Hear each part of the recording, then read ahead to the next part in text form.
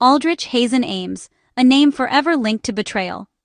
Outwardly, he was a loyal CIA officer, shaped by the Cold War and raised in a family of intelligence insiders. But beneath the surface, Ames understood the agency's weaknesses better than anyone. For nearly a decade, from 1985 to 1994, he sold America's most sensitive secrets to the Soviets and later the Russians, not for ideology, but for money. His actions devastated U.S. intelligence, costing lives and exposing deep flaws within the CIA.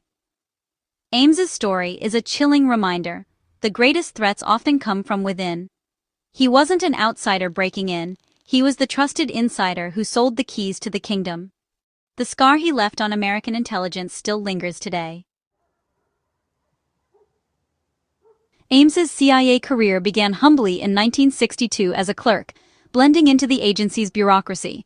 He slowly climbed the ranks, despite lackluster performance and failed recruitment attempts overseas. His personal life grew complicated after meeting Rosario Casas Dupuy, a CIA informant with expensive tastes. Their affair ended his first marriage and introduced financial pressures he couldn't handle. Despite poor reviews, Ames was promoted, eventually landing in the Soviet East European Division, where he gained access to the agency's most sensitive secrets. He was the fox in the henhouse, and no one noticed. The paradox: a mediocre agent, yet trusted with the CIA's crown jewels. His unremarkable exterior masked a growing storm. The seeds of betrayal were quietly taking root. No one suspected the danger he posed. Behind his CIA badge, Ames was unraveling. Alcohol abuse and mounting debt plagued him, fueled by a costly divorce and Rosario's lavish lifestyle. He saw secrets as commodities, not sacred trusts.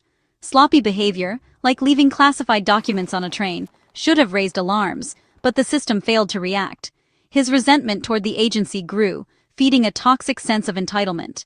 Ames convinced himself that selling secrets was justified, a way to get back at a system he believed had failed him. His personal chaos bled into his professional life. The warning signs were there, but no one connected the dots. The perfect storm was brewing. The line between loyalty and betrayal was about to vanish. The CIA never saw it coming. In April 1985, desperate for cash and feeling the weight of mounting debts, Aldrich Ames made a decision that would forever alter the course of his life, and the lives of countless others. He walked into the Soviet embassy in Washington, D.C., crossing a line from which there was no return. Inside, he offered to sell secrets to the Soviets. This was not a moment of coercion or blackmail. Ames acted entirely on his own initiative. He volunteered, trading the names of Soviet double agents working for the CIA in exchange for an initial payment of $50,000, a sum that seemed to promise a way out of his financial troubles. That first payment was more than just money. It was a hook. The Soviets quickly recognized the extraordinary value of their new asset. Ames had access to some of the CIA's most closely guarded secrets, and he was willing to betray them all for the right price. In return for his cooperation, he was promised millions of dollars over time. The arrangement was simple, but the consequences would be catastrophic.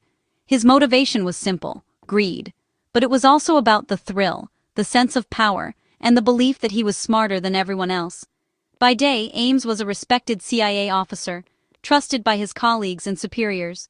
By night, he was a traitor, passing classified documents to his Soviet handlers in exchange for bags of cash.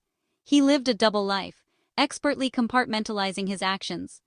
To explain his sudden and lavish lifestyle, he concocted a story. His wife Rosario, he claimed, had inherited a fortune from her family in Colombia. The lie was convincing enough to deflect suspicion, at least for a while. The deception worked. For years, Ames seemed untouchable. His betrayal was not a momentary lapse, but a calculated, methodical campaign, devastating in its impact and shockingly brazen in its execution.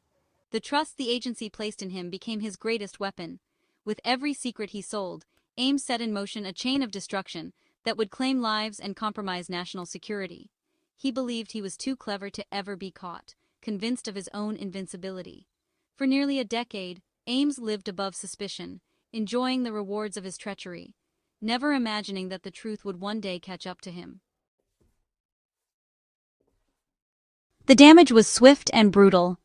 In a matter of months, decades of painstaking intelligence work were undone.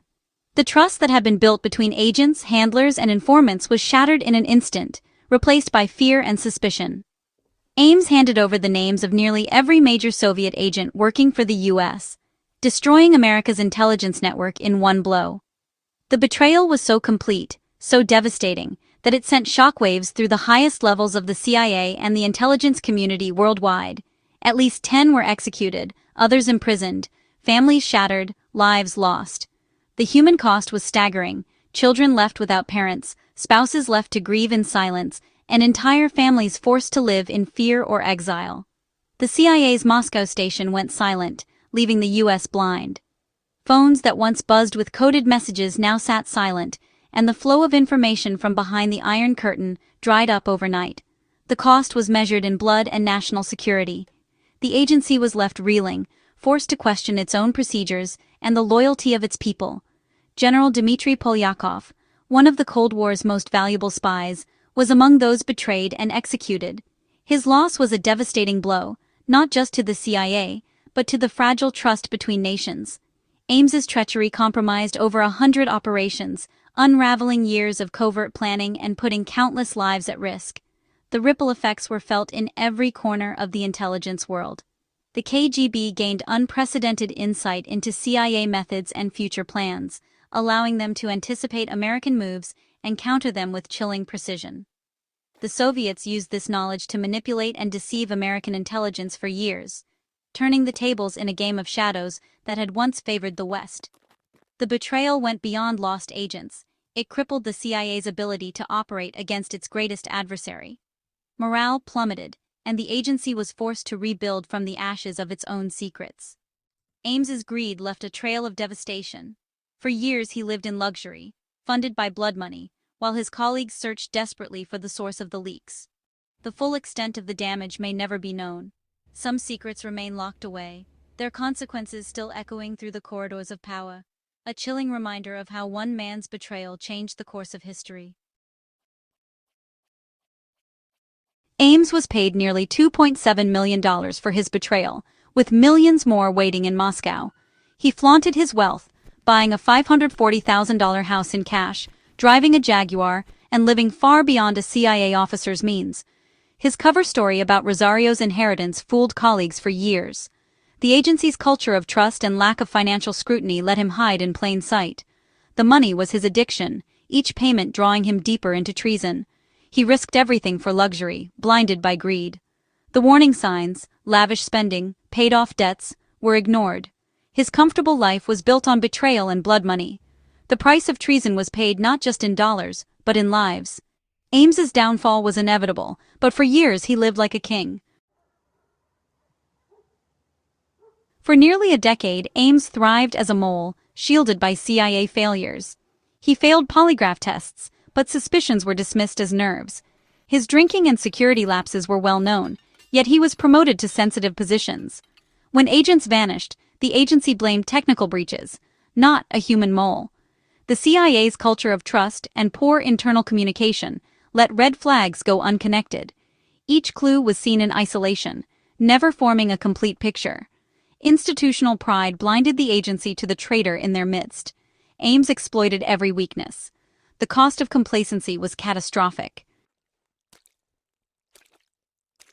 By the early 1990s, the losses were undeniable. American intelligence was bleeding secrets at an alarming rate, and the damage was mounting with every passing month. The CIA and FBI were under intense pressure, as agents and assets overseas vanished or were compromised, and the sense of betrayal ran deep within the intelligence community. It became clear that a mole was at work, someone with access to the nation's most sensitive information, operating from within the very heart of America's intelligence agencies. A secret CIA-FBI task force was assembled, working in absolute secrecy. They began the painstaking process of sifting through years of records, cross-referencing names, and scrutinizing every possible suspect. The investigation was slow, methodical, and filled with dead ends, but the team pressed on, determined to find the traitor. The breakthrough finally came when investigators noticed a pattern. Aldrich Ames's sudden and unexplained wealth, including luxury cars and expensive homes, coincided with his secret meetings with Soviet officials. The evidence was too strong to ignore. Surveillance teams were deployed, tracking Ames's every move.